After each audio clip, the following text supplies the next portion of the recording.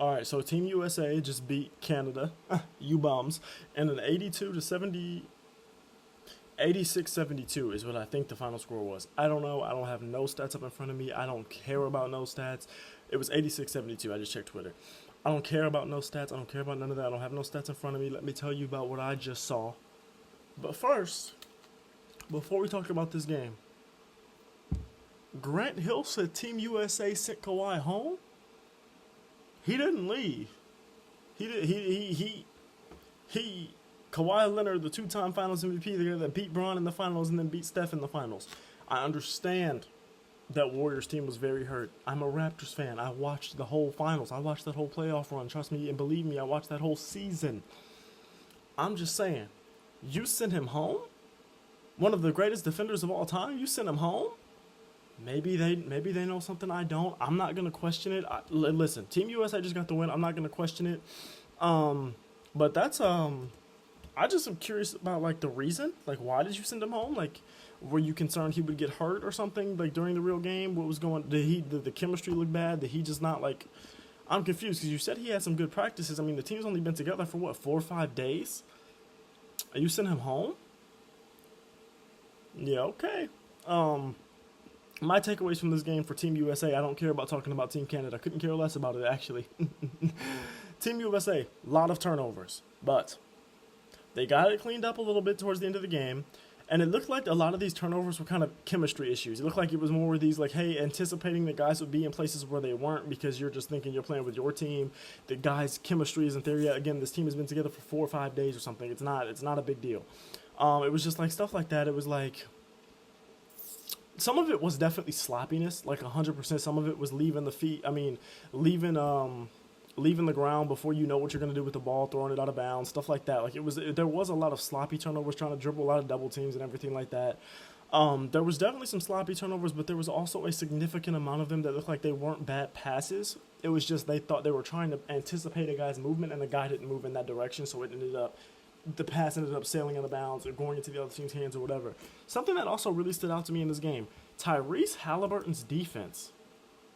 I wasn't watching a ton of Pacers basketball, and I know that Tyrese Halliburton is a solid defender. Like, I didn't think he was a terrible defender or anything like that, but he played very, very well defensively in this game. He wasn't hitting his threes or anything like that. A lot of Team USA was missing open shots, but their defense was making up for it. Tyrese Halliburton was showing some great hands on defense, was just showing that he was a good on-ball defender, and that's something that Team USA is going to need. I mean, they got Derek White coming in. They have Drew Holiday, so they're not going to need a ton of defense from the guard positions. You still have Anthony Edwards, too, who's a great two-way player. But, like, the fact that Tyrese Halliburton can do that, I saw Steph was sitting in the chair and everything like that. Like, the fact that these guys who are known as offensive players are buying into that defensive role, that's a huge thing. That's a big thing for Team USA. That speaks to me a lot about the mentality, and that speaks to me a lot about this coaching staff that is full of 3 of the best coaches in the league right now. And I think that's part of the reason I'm not worried about all the turnovers and stuff like that is because, first of all, you have leaders on this team like LeBron and Steph. You'll be fine. You also have coaches on this team like Steve Kerr, Eric Spoelstra, and Tyronn Lue. 3 of the top, 4, 5 best coaches in the league right now? I'm not concerned. And I know people have questions about Steve Kerr's lineups. Oh, we went into the game today with 3 guards. Remember, Kevin Durant's out. Now, I also didn't think Devin Booker should have been starting. I would have liked to have seen Jason Tatum in there maybe or something like that, but or even I would have preferred Anthony Edwards over him if we're going to do 3 guards, to be honest. And the way Anthony Edwards provided that spark off the bench after Team USA was down 11-1, and then they kind of, you know what I'm saying, Steph hit a 3 and everything like that, but it was still bad. It was like 11. They were down by a significant amount, not like double digits or anything, but it was the first quarter, and they had like an 11-point first quarter or something. And then Anthony Edwards came in there off the bench, and by the time they subbed him out, it was like 20-21 or something, and then we were down 1. Like, Anthony Edwards came in there and provided a huge jump off the bench, which may be why he's staying on the bench, is to give that spark, to give that jump. But I don't know. I would have liked to have seen him start today.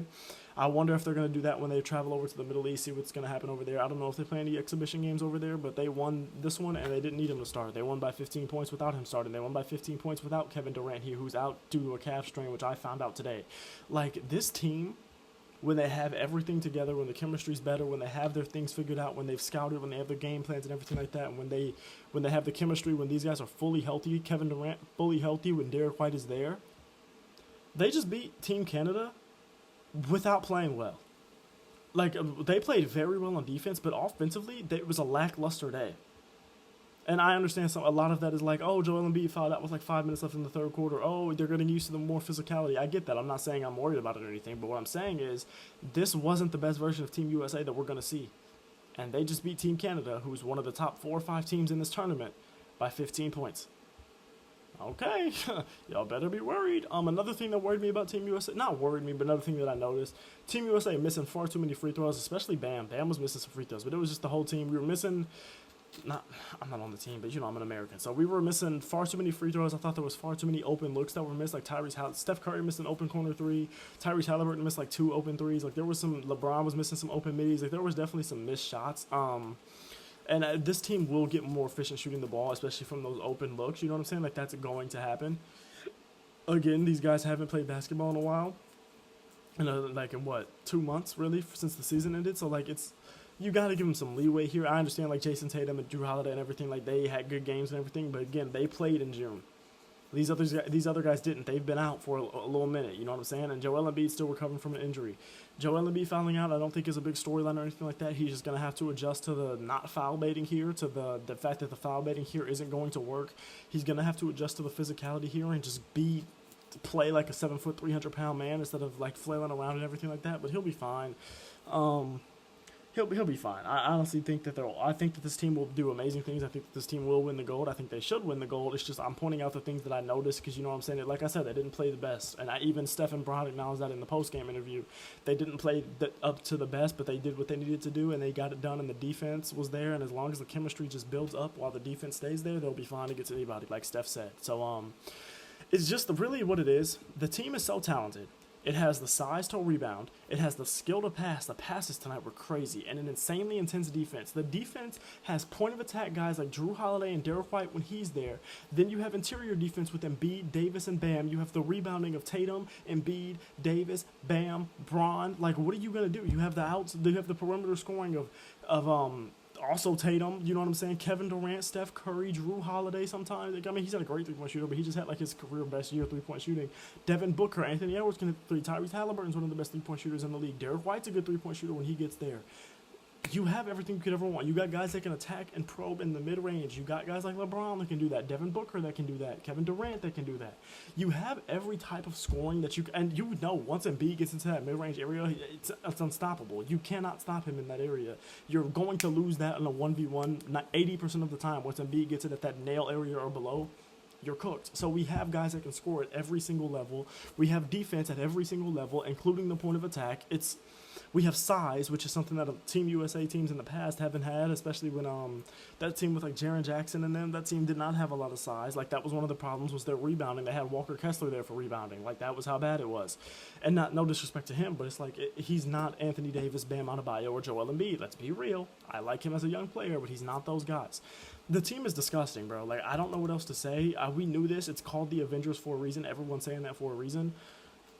Good game against Canada, didn't even play well, and they won the game, and it wasn't even particularly difficult. They were down 11-1, and I was never too worried. It was more like they were playing sloppy in the beginning. They said, hey, maybe let's play some basketball like we know how to do, and that's what they did, and they won the game by 15 points. Love y'all. Thank you for watching. Excited to watch this team play some real games, man. Their group stage isn't as hard as Canada's is, which is good, but they still got Jokic in there. So there's no, you know what I'm saying? It's not going to be easy. So love y'all. Thank you for watching, man. I hope y'all watch this game, and if not, I got you with the recaps. Okay.